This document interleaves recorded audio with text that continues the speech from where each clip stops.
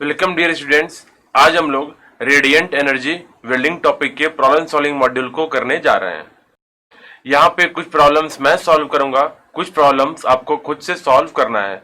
इस टॉपिक से generally theoretical type questions ही पूछे जाते हैं, तो आपके क्वेश्चंस किस प्रकार से फ्रेम होंगे वो यहाँ पे दे रखे हैं। जैसे कि explain laser beam welding in detail, explain electroslag welding with neat sketch, compare it with electro beam welding.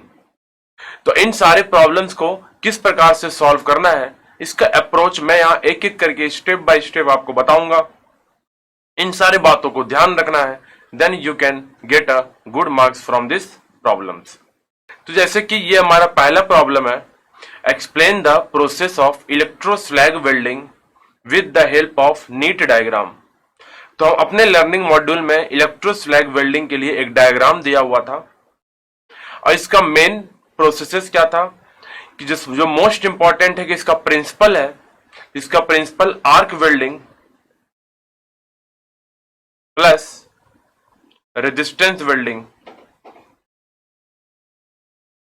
इन दोनों को कंबाइन करके इलेक्ट्रोस्लैग वेल्डिंग के प्रिंसिपल को बनाया गया है। मीन सबसे पहले इसके इलेक्ट्रोड और वर्कपीस के बीच में हम क्या करते थे, आर्क जनरेट करते थे।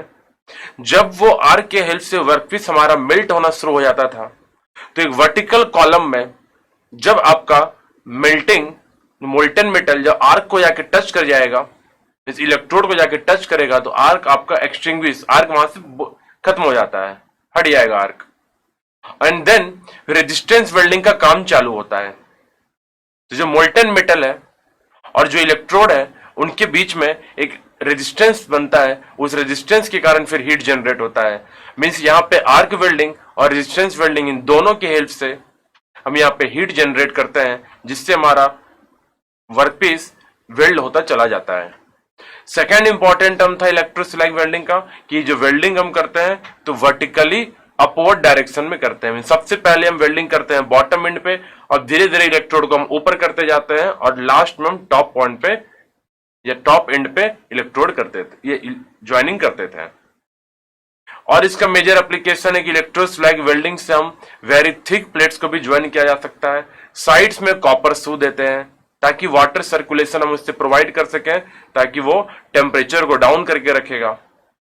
और सेकेंड कॉपर शू का यह भी काम था कि मोल्टन मेटल आपके उस कॉलम से वर्टिकल पैसेज से स्पिल आउट ना हो जाए, तो साइड से कॉपर शू देते हुए चलेंगे, ताकि वो वेल्डिंग होता चलेगा, कॉपर शू भी ऊपर उठता हुआ रहेगा साथ में इलेक्ट्रोड के साथ। ये था हमारा इलेक्ट्रोस्लैग वेल्डिंग। तो इसके जो भी डायग्राम है, इसके प्रिंसिपल, वर्किंग, एप्लीकेशंस, एडवांटेजेस, सब कुछ आप यहाँ पे एक्सप्लेन कर देंगे, then you can get a good marks from here. Now अब ये हमारा दूसरा प्रॉब्लम है कि write short note on the principle and working of the following, that first is laser beam welding and second is electron beam welding. आपके नाम में ही दिख रहा है कि लेजर बीम वेल्डिंग मीन्स पहले में जो हम वेल्डिंग करते थे वहां पे हम लेजर का यूज करते हैं, मीन्स एक लाइट का यूज करते हैं। और इलेक्ट्रॉन बीम वेल्डिंग में जो वेल्डिंग किया जाता था, उसमें इलेक्ट्रॉन के बीम्स का यूज करते हैं। लेजर बीम में होता क्या था, जेनॉन लैंप से हम एटम्स को पहले एक्साइट करते थे और ग्राउंड लेवल से उसको हाई लेवल एनर्जी तक पहुंचाते हैं। फिर जब वो हाई लेवल एनर्जी पे जाता है तो हाईली अनस्टेबल कंडीशन में होता है। तो एटम्स चाहते हैं स्टेबल कंडीशन में आना, तो जब वो स्टेबल कंडीशन में आएंगे तो उनको कुछ अमाउंट ऑफ एनर्जी रिलीज करना पड़ेगा, तो वो फोटॉन्स के फॉर्म में एनर्जी को रिलीज करते हैं। फिर एक रिफ्लेक्टिंग चैम्बर होता है जिसमें ये फोटॉन्स आपस में इधर उधर मूव होते रहते हैं।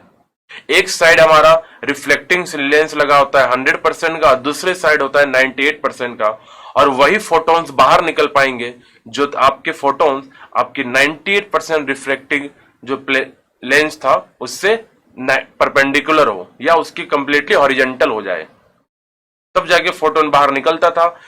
इधर हम मिरर एक लगा के रखते थे। मिरर से होता था कि ये जो लेजर लाइट्स हैं या जो लेजर बीम्स हैं, वो इसको हम गाइड कर सकते हैं किसी भी डायरेक्शन में with the help of mirror. फिर इधर हमने एक लेंस लगा के रखा है। अब लेंस का काम क्या है, इन सारे लेजर्स को किसी एक पॉइंट की जगह कॉन्फाइन कर देगा। ये था हमारा पूरा process of laser beam welding, जहां पे हमने इसके डायग्राम को बताया हुआ है, फोटॉन्स क्या होता है ये बताया, लेजर बीम क्या होता है ये बताया है, इसके प्रिंसिपल क्या है, इसका working, advantages and applications. Other था हमारा electron beam welding. Electron beam welding में हमें एक वैक्यूम चाहिए होता था। अब लेजर बीम का मेन एडवांटेज था कि हमें यह वैक्यूम क्रिएट करने की जरूरत नहीं है, but in electron beam welding हमें वैक्यूम क्रिएट करना होगा ज्वाइनिंग करने के लिए।